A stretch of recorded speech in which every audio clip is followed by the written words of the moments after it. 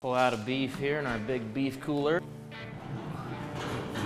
30-day dry age. This one's a little bit smaller. We've been kind of limited with the beef we have available. We can check the weight. This went in at 270 pounds. 242, so lost 28 pounds. That's dry aging at work. This has been in there since April 30th, so just about 30 days. We'll break it in half and get this front quarter off. So it's all grass-fed, grass-finished. There's no grain on these animals. Today we're gonna break out the ribeye and the chuck eye, kind of go over the differences between the two and cook them up for dinner. All the scraps here at the ranch, everything we don't use, we compost. So it goes into a big pile, sits for a long time until it's basically dirt again, and then we spread it back on the fields.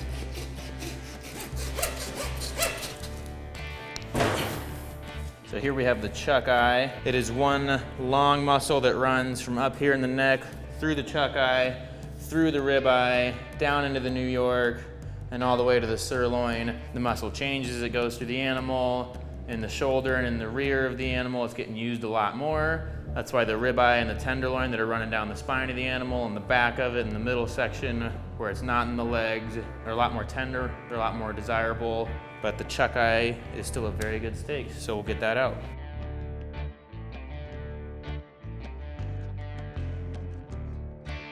Save this for later.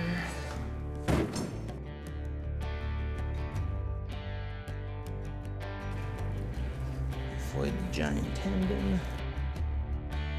These are very lean chuck eye. So this next beef that we have is a little bit small, so we're gonna save all the roasts we can and everything we can use for our braised beef sandwich and use it for that.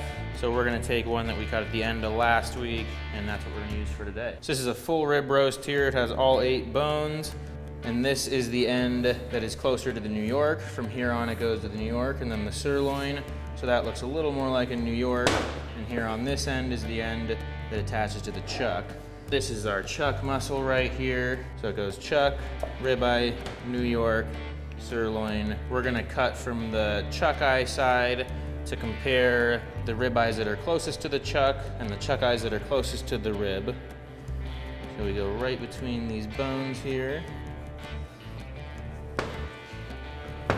There's our first ribeye, our second ribeye. We'll do one more for good measure. So we got 3 ribeyes there. We'll grab the chuck.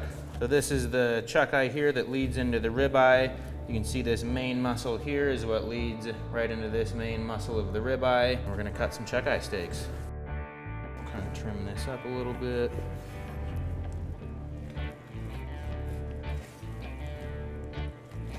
Two chuck eyes right here. These muscle lead right into the ribeye, so they're very similar. They're just a little bit different. The chuck gets used a little more in the animal. It's a little bit tougher, but as a cheaper steak, that's about $10 a pound less than the ribeye. You're still getting a great option to throw on the barbecue. You can save a little bit of money. You're gonna get a little more tenderness in the ribeye, but they're both great.